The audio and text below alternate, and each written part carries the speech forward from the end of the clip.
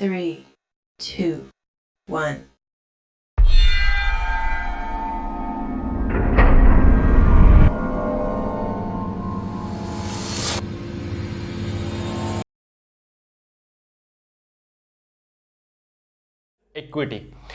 Equity refers to kind, fair and just treatment to employees.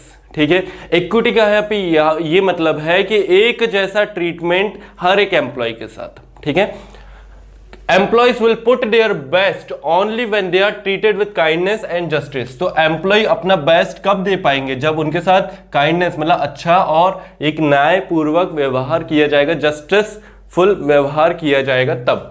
Equity does not mean equal salary to peon. Equity का यहां पे ये मतलब नहीं है कि आप एक प्यून को भी वही सैलरी दे रहे हो जो एक सुपरवाइजर को दे रहे हो, ऐसा नहीं है. ठीक है, हाँ, लेकिन अगर लीव रूल मतलब छुट्टियां सुपरवाइजर को मिली है तो प्यून को भी मिलना चाहिए, यहां पे ये मतलब होता है.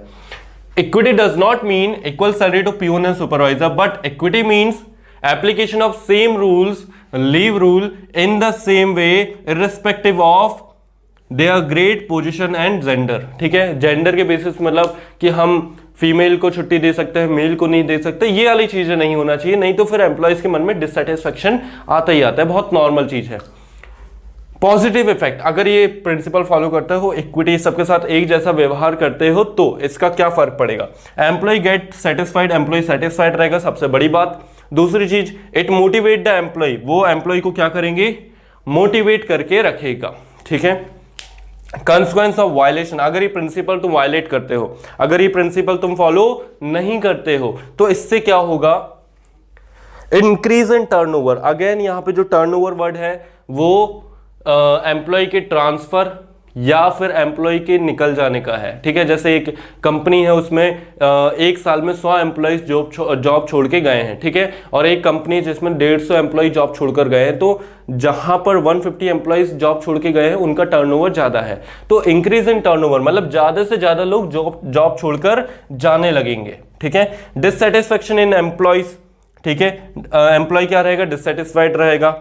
अनहेल्थी रिलेशन इन एम्प्लॉय मतलब सुपीरियर सबॉर्डिनेट के बीच में अच्छा रिलेशन नहीं रहेगा. जूनियर या सबॉर्डिनेट को हमेशा क्या लगेगा कि हमारा जो सुपीरियर है वो हमारे साथ एक जैसा व्यवहार नहीं करता है. ठीक है, ये चीजें एम्प्लॉयज के मन में डिससेटिस्फेक्शन लाएंगे. नेक्स्ट प्रिंसिपल अपन यहां पे डिस्कस करेंगे. इक्विटी अपना खत्म हो गया है. Next principle, stability of tenure of personal. It refers to no frequent termination or transfer of employee organization in the organization. मतलब यहां पर वो क्या कहना चाह रहे हैं कि एम्प्लॉय को एकदम से उठा के ट्रांसफर या उनको फ्रिक्वेंट टर्मिनेशन मत कर दो, है ना, एकदम से उनको जॉब से निकाल देना, एकदम से उनका ट्रांसफर कर देना, ऐसी चीजें नहीं करना चाहिए अपन को ऑर्गेनाइजेशन के अंदर. Organisation must provide feeling of job security. ठीक है, फॉर एग्जाम्पल तुम भी कहीं जॉब करने गए और वहां पे अगर जॉब सिक्योरिटी है, मतलब तुम्हें पता है कि बिना तुम्हारी कोई भी गलती के तुम्हें एकदम से नहीं निकाला जाएगा वहां पर, तो ऑब्वियस सी बात है कि तुम अपना 100% दोगे वहां पर. Organisation must provide the feeling of job security among the employees of organisation, because with the feeling of insecurity, अगर इनसिक्योरिटी की फीलिंग रहेगी, employee can not give their best, employee वहां पे अपना बेस्ट परफॉर्मेंस नहीं दे पाएगा. ठीक है, बहुत ऑब्वियस बात है. नॉट ओनली टर्नओवर मतलब जॉब से निकाला जाना, बट फ्रिक्वेंट ट्रांसफर. टर्नओवर मतलब जॉब से निकाल देना, ट्रांसफर मतलब एक ब्रांच से या एक स्टेट से दूसरे स्टेट में शिफ्ट कर देना. तो ये दोनों ही चीजें नहीं होनी चाहिए. ठीक है, क्योंकि एक स्टेट में जाकर फिर जॉब करना, उधर बहुत सारी चीजें लगती है, घर लेना, फिर हर एक चीज का अरेंजमेंट करना, फिर आपने एकदम से स्टेट बदल दिया, ऐसा नहीं होगा. ठीक है, ये चीज बहुत गलत है. Not only turnover but frequent transfer और job rotation should be also be avoided. मतलब एक समय एक जॉब फिर दूसरी जॉब, ऐसा नहीं करना चाहिए. ये इनसिक्योरिटी की फीलिंग लाएगा एम्प्लॉय के मन में. पॉजिटिव इफेक्ट इसका क्या आएगा? Improve efficiency of employee. एक मोटिवेटेड एम्प्लॉय जब काम करेगा तो उसकी एफिशिएंसी ऑब्वियस सी बात है बढ़ेगी. No wastage of time and resource. यहां पर टाइम और रिसोर्स वेस्ट नहीं होगा.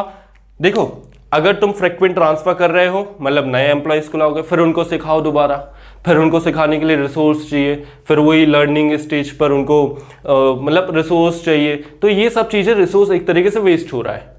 तो अगर ये नहीं करते हो तो वेस्ट नहीं होगा टाइम एंड रिसोर्स। नेक्स्ट समझते हैं कॉन्सिक्वेंस ऑफ वायलेशन। अगर तुम ये प्रिंसिपल वायलेट करते हो, मतलब बार बार एम्प्लॉयज बदलते हो, बार बार अपना ऑर्गेनाइजेशन के अंदर नए नए एम्प्लॉयज भर्ती करते हो, पुराने वाले को फ्रिक्वेंट या उनका टर्मिनेशन या ट्रांसफर कर देते हो, इससे होगा क्या? Wastage of resource in learning new jobs. ठीक है, नई नई जॉब नए एम्प्लॉयज को सिखाने के लिए रिसोर्स क्या होगा? वेस्ट होगा। ठीक है, frustration and dissatisfaction among employee क्या रहेगा? डिससेटिस्फाइड रहेगा, उसको मतलब ये कंफर्म ही नहीं है कि उसको कब जॉब से निकाल दिया जा सकता है। तो यहां पे हमने 3 प्रिंसिपल और पढ़े: order, equity, stability of tenure of personal.